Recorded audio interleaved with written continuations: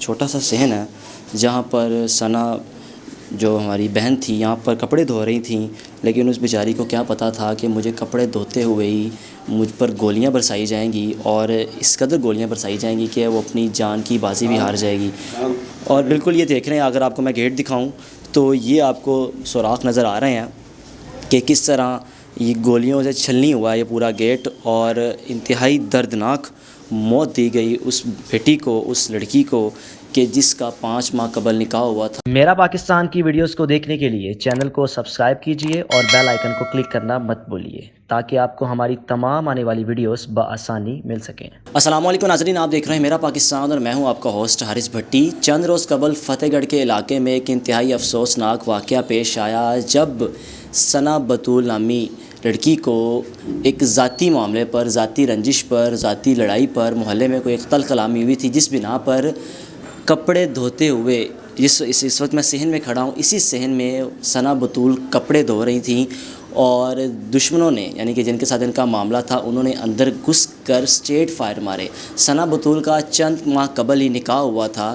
ان کے والد صاحب، ان کے بھائی میرے ساتھ موجود ہیں، ان سے جانتے ہیں کہ آخر معاملہ ہے کیا تھا جو محلے میں لڑائی ہوئی تھی، کس بات پر ہوئی تھی، اور لڑائی کی نوبت اس حد تک جا پہنچی کہ فائرنگ سے اس نوجوان لڑکی کو مار دیا گیا جس کا 5 ماہ قبل نکاح ہوا تھا۔ اور اس وقت آپ اسکرین پر دیکھ بھی رہے ہوں گے کہ آپ کو گیٹ پر بھی گولیوں کے ہول نظر آ رہے ہوں گے جب گولیوں کا تبادلہ کیا گیا اور اسٹریٹ فائر مارے گئے ثنا بطول کو۔ ان کے بھائی میرے ساتھ موجود ہیں، ان سے جانتے ہیں۔ السلام علیکم۔ وعلیکم السلام۔ بھائی جان، معاملہ تھا کیا، ہوا کیا تھا، لڑائی کی وجہ کیا بن گئی تھی کہ اس حد تک پہنچی کہ فائرنگ شروع ہو گئی؟ تقریباً اس واقعے سے چند ماہ پہلے محلے میں چھوٹے بھائی کے ساتھ تخت کلامی ہوئی، جس کی وجہ سے لڑائی بڑھتی کافی حد تک بڑھ گئی۔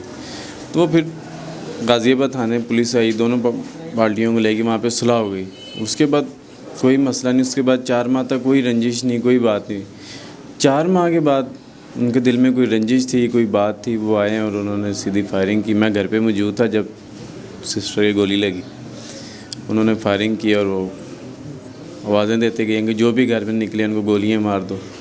تو کون لوگ ہیں یہاں سے، کتنا آپ کے گھر سے کتنا فاصلہ ہے ان کا؟ میرے گھر سے قریباً 10 گھر چھوڑ کے ان کی دکانیں ہیں، اور سامنے دکانوں کے سامنے گلی، اور ادھر ان کا گھر ہے۔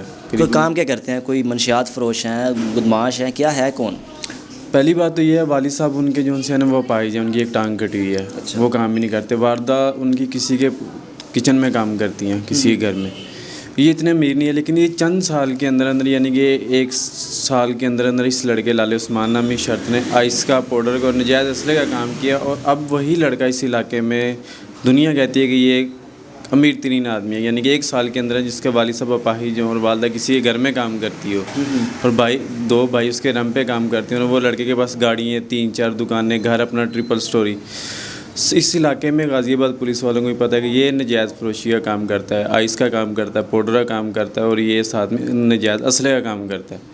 ابھی ہمارے پاس اس کی تصویریں ہیں موجود، جس کے ساتھ نجائز اسلحہ، ایک سے بڑھ کے ایک نجائز اسلحے کے ساتھ اس کی تصویریں ہیں، اور اب وہ پکڑا ہوا ہے۔ انشاءاللہ اس کو اس کے آخری انجام تک پہنچائیں گے۔ تو سر، جب یہ دوبارہ معاملہ ہوا ہے صلح صفائی کے بعد، تو کیا ہوا کہ آپ لوگوں کو نہیں پتہ تھا کہ وہ ایک دم فائرنگ ہوئی، یا کوئی پتہ تھا کہ یہ اٹیک کرنے والے ہیں، یا کچھ معاملہ تھا؟ نہیں سر جی، بالکل بھی نہیں پتہ تھا۔ اگر پتہ ہوتا کہ یہ فائرنگ کرنے والے ہیں تو پھر ہم سسٹر کو یہاں پہ ایسے کپڑے دھو رہی ہے، ہم اسے منع کرتے کہ گولی چل سکتی ہے یا کچھ بھی ہو سکتا ہے، تو اسے ہم ایک سائڈ پہ کرتے۔ پہلے گولی میرے نانا ابو کے دروازے پہ چلی ہے، وہ ساتھ ہی ہے گھر۔ اچھا۔ اس کے بعد میرے دروازے پہ گولی چلی، ادھر گولی چلی ہے، دروازہ کھلا، اور اس نے اسٹریٹ فائر کیا، اور اس نے للکارا مارا ہے کہ جو بھی گھر میں نظر آئے اسے گولی مار دو۔ تو بہن کا تو سر، آپ نے بیٹی کا تو چند ماہ قبل نکاح کیا تھا، تو ایک تو باپ پر کیا گزرتی وہ واقعی باپ بھی بہتر جانتا ہے کہ بیٹی یہاں پر کپڑے دھو رہی ہے، اس کو کیا پتہ تھا کہ مجھے کپڑے دھوتے دھوتے ہی میں نے اللہ کو پیاری ہو جانا؟ بس کیا کہہ سکیں جی، اب یہ ان کو پولیس وغیرہ کا تو ڈر نہیں ہے، پہلے نہیں ڈر تھا، اب ہم نے CI اسٹاف کو کیس دیا ہے، تو دیکھو پکڑے ہوئے ہیں سب لوگ۔ کیا مطالبہ کیا کرتے ہیں کہ ان کو سخت سے سخت سزا دی جائے، یا کیا دیکھتے ہیں کہ پولیس تعاون کر رہی ہے آپ کے ساتھ؟ اب تعاون کر رہی ہے، اب CI کو کیس دیا ہے، CI اسٹاف کو کیس دیا ہوا ہے DIG صاحب نے۔ DIG صاحب بہت اچھے آدمی ہیں،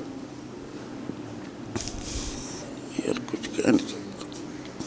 5 ماہ قبل آپ نے نکاح کیا، خوشیاں دیکھنی تھیں، لیکن تو گھر میں تو صف ماتم مچ گیا، تو ایک عجیب ہی صورتحال پیدا ہو گئی گھر میں۔ ہاں جی، بس کیا کریں، اب مزدور آدمی تھے ہم، ہمیں یہ مصیبت کا سامنا پڑا ہے، تو ڈی آئی جی صاحب نے ہماری مدد کی ہے۔ ہم ان کے پاس ہم نے دھرنا لگایا تھا، ڈی آئی جی صاحب نے ہماری یہ سی آئی اے اسٹاف کو کیس دے دیا۔ ہمیں سی آئی اے پہ پورا یقین ہے کہ ہماری بات صحیح سنی جائے گی، اور سن رہے ہیں صحیح۔ پکڑے ہیں 3 آدمی پکڑے گئے ہیں، 2 فرار ہیں۔ ہم تو چاہتے ہیں اس کو سزائے موت ہی ہونی چاہیے۔ یہ ہمیں ابھی بھی ڈراتے دھمکاتے ہیں، کسی ٹائم میں بچے گزرتے ہیں تو گالی گفتار کرتے ہیں۔ تو وزیر اعلیٰ صاحب سے بھی پہلے بھی ہم نے درخواست کی تھی، اب بھی کریں گے۔ ان کے ساتھ صحیح جو ایمانداری کا سسٹم ہونا چاہیے، انہیں سزائے موت ہی ہونی چاہیے۔ ناظرین، آپ نے مقتولہ کے بھائی اور والد صاحب کی گفتگو سنی، اور بالکل آپ دیکھ رہے ہیں کہ یہ ایک چھوٹا سا صحن ہے جہاں پر ثنا جو ہماری بہن تھی یہاں پر کپڑے دھو رہی تھیں، لیکن اس بیچاری کو کیا پتہ تھا کہ مجھے کپڑے دھوتے ہوئے ہی مجھ پر گولیاں برسائی جائیں گی، اور اس قدر گولیاں برسائی جائیں گی کہ وہ اپنی جان کی بازی بھی ہار جائے گی۔ اور بالکل یہ دیکھ رہے ہیں، اگر آپ کو میں گیٹ دکھاؤں تو یہ آپ کو سوراخ نظر آ رہے ہیں کہ کس طرح یہ گولیوں سے چھلنی ہوا ہے یہ پورا گیٹ، اور انتہائی دردناک موت دی گئی اس بیٹی کو، اس لڑکی کو کہ جس کا 5 ماہ قبل نکاح ہوا تھا۔ گھر والوں نے خوشیاں دیکھنی تھیں، اور لیکن ان کو کیا پتہ تھا کہ ہمارے گھر میں صف ماتم مچ جائے گا۔ اور ریکویسٹ ان کی یہی ہے سی ایم پنجاب سے، پی ایم پاکستان سے، کہ ان کو انصاف دیا جائے، کیونکہ وہ گنڈے لوگ ہیں، بدماش لوگ ہیں، ان کا منشیات کا کام ہے۔ ابھی تو وہ جیل میں ہیں، لیکن ہمارا جو انصاف ہے، ہمارے جو پولیس کے ادارے ہیں، ان پر ہم اعتماد نہیں کر سکتے کہ کسی وقت بھی وہ ملزمان پیسے دے کے یا رشوت لگا کر باہر آ سکتے ہیں۔ بہتر یہ ہے کہ ان کو جلد از جلد کیفر کردار تک پہنچا کے ان کو انصاف دیا جائے۔ دیکھتے رہیے میرا پاکستان۔ اللہ حافظ۔